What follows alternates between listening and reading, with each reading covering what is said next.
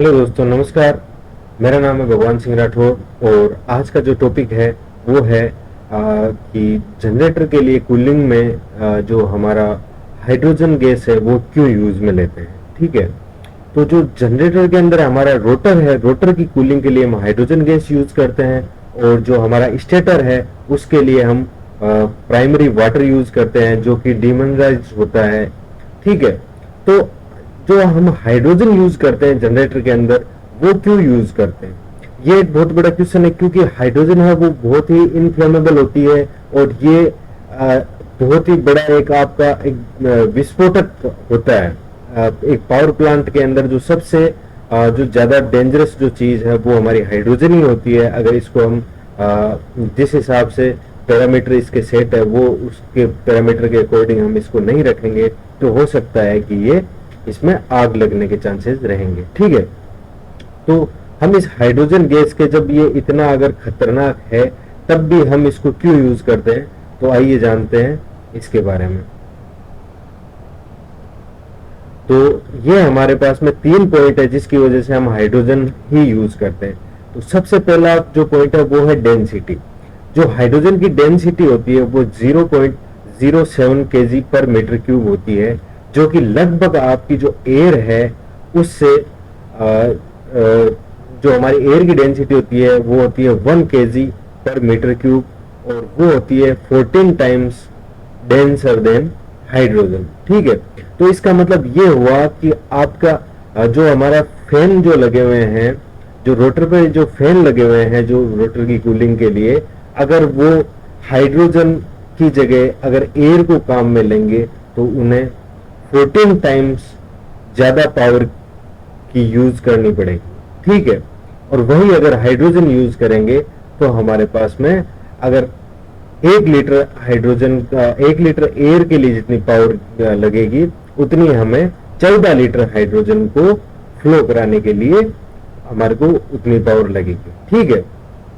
और जो हमारा जो सेकंड पॉइंट है वो है हमारा थर्मल कंडक्टिविटी। ठीक है।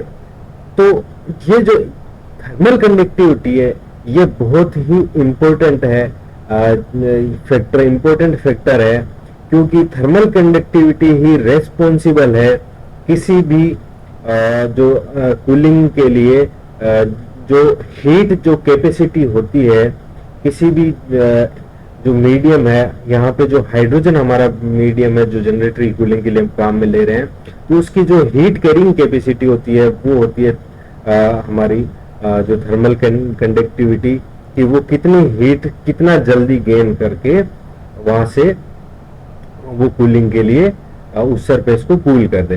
ठीक है। तो ये हमारी जो थर्मल कंडक्टिविटी है वो 7 टाइम्स बेटर देन एयर होती है।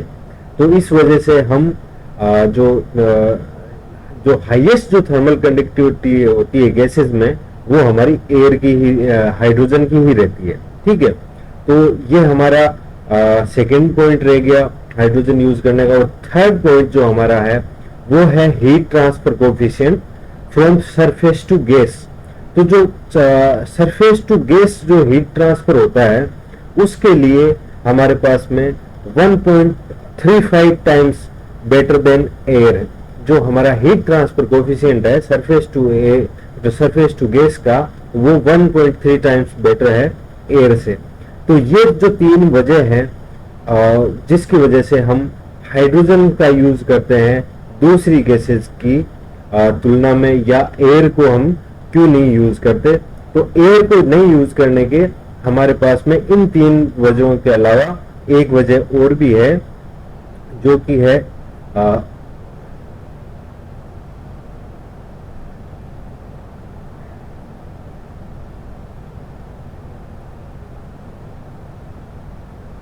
ऑक्सीडेशन। ठीक है। तो जो हमारी एयर होती है वो प्रोन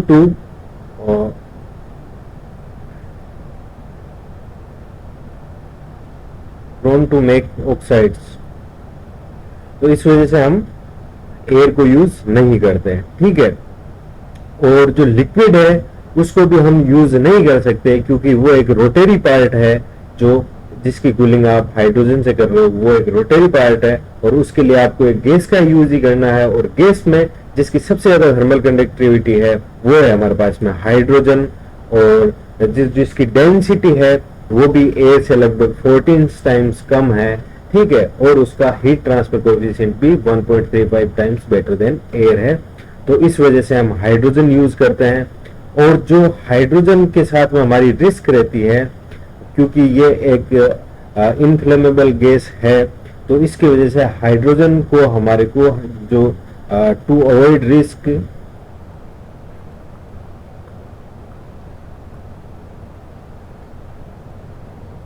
सबसे जो पहला पॉइंट है टू अवॉइड रिस्क को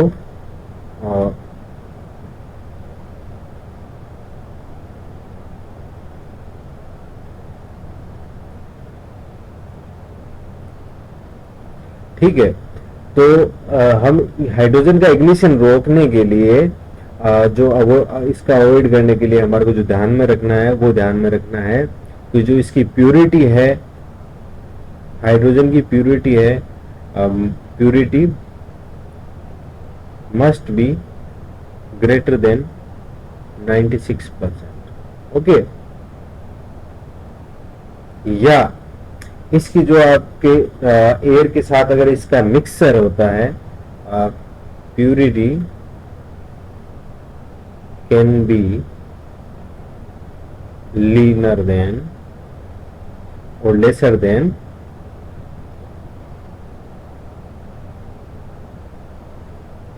75%, ओके। तो इसका मतलब ये हुआ कि अगर आपकी एयर है, हाइड्रोजन के अंदर एयर अगर 4% से ज्यादा एयर है तो उसमें आग लगने का चांसेस है, और अगर हमारे हाइड्रोजन के अंदर 75% से ज्यादा अगर एयर है, सॉरी 75% से कम एयर है, 4 से लेके 75% तक हमारी अगर एयर उसमें है हाइड्रोजन में, तो उसमें आग लगने के चांसेस है। तो इसको अवॉइड करने के लिए हमें यह ध्यान में रखना है कि जो हमारी एयर की प्यूरिटी, हाइड्रोजन की जो प्यूरिटी है वो जनरेटर के अंदर वो 90%, 96% से ज्यादा होनी ही चाहिए, ठीक है।